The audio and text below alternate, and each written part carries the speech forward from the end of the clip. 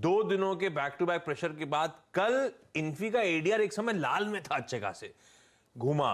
Infy, Wipro सब इन green बंद हुए थे यूएस में वो एडीआर के काम का। यानी कि एडीआर से बहुत ज्यादा क्यों लेना नहीं चाहिए, लेकिन थोड़े से साइंस ऑफ स्टेबिलिटी यहां भी नजर आ रहे हैं, तो वॉच आउट करेंगे।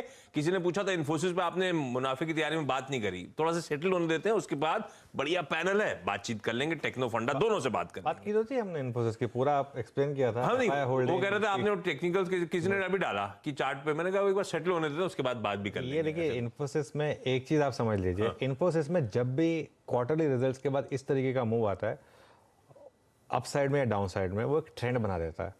इन्फोसिस में कल का जो लो था वो टूटने के चांसेस बहुत ज़्यादा हैं। इन्फोसिस अब कुछ टाइम तक एक सेल ऑन रैली वाला स्टॉक रहने वाला है और प्रॉब्लम रहने वाली है इन्फोसिस में। इन्फोसिस को आप दो तरीके से अप्रोच करिए आशीष। या तो आप एक एज ए ट्रेडर हैं, तो एज ए ट्रेडर आपके लिए जहाँ रैली फेल हो वहाँ शॉर्ट करिए बेसिकली, जहाँ भी रैली फेल हो। और अगर आप एक इन्वेस्टर हैं तो अब आप देखिए बॉटम कभी नहीं पकड़ पाएंगे, आप कोई नहीं पकड़ सकता मार्केट में बॉटम। सिर्फ वो जो ट्विटर के हमारे कुछ धुरंधर होते हैं या कुछ जो टेलीग्राम चैनल चलाने वाले जो धुरंधर होते हैं, वो सारे बॉटम्स और टॉप पकड़ते हैं, उनको छोड़ दीजिए आप। वो तो खैर मतलब हर चीज़ में टॉप या बॉटम पकड़ लेते हैं, लेकिन वैसे कोई नहीं पकड़ सकता टॉप या बॉटम। तो बॉटम आप कभी नहीं पकड़ पाएंगे। तो अप्रोच क्या है फिर आपकी, या तो IT20 या जो लार्ज कैप IT, क्योंकि लार्ज कैप IT में थोड़ा वैल्यूएशन कम्फर्ट है, उनको अब अगले 3 महीने तक आपको एक्यूमुलेट करना है, क्योंकि आपको इसका असली फायदा मिलेगा फिर अगले साल, जब वो यूएस में वो सब खत्म हो जाएंगे, रिसेशन कंसर्न्स और रेट हाइक्स वगैरह सब खत्म हो जाएंगे, उसके बाद आपको उसका फायदा मिलेगा। लेकिन उसके बाद जब भी चलने शुरू होंगे तब आप नहीं ले पाएंगे, ठीक है ना। तो इसके लिए अगर आप एज ए इन्वेस्टर देख रहे हैं तो आप किसी भी कारण से और रिएक्शन में आपको इन्फोसिस 1100 के नीचे मिल जाए, मान लो 1100 1000 के बीच में मिल जाए, तो और ऐड करिए। इसी तरीके से अप्रोच करिए। Trading wise sell on rally.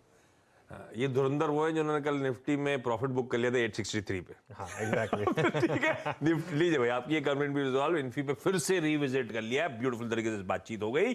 अब क्विकली रुपए की ओपनिंग समझा देता हूं। 81.97 के प्रीवियस क्लोज के सामने 82 के लेवल्स पे रुपया फ्लैट खुलता हुआ, हल्की 3 पैसे की कमजोरी।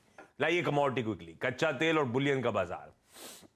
कच्चा तेल 21 रुपए ऊपर खुल रहा है, 1/3% उछाल। चांदी फ्लैट है, 68 रुपीज का अपटिक दिखा रही है, और सोना भी 100 रुपए के आसपास की तेजी के साथ 60 to 85 के जोन्स पर। आज सुबह जो सीधा बता दें कि मनी कंट्रोल पर दिए गए विचार एक्सपर्ट्स के अपने निजी विचार होते हैं।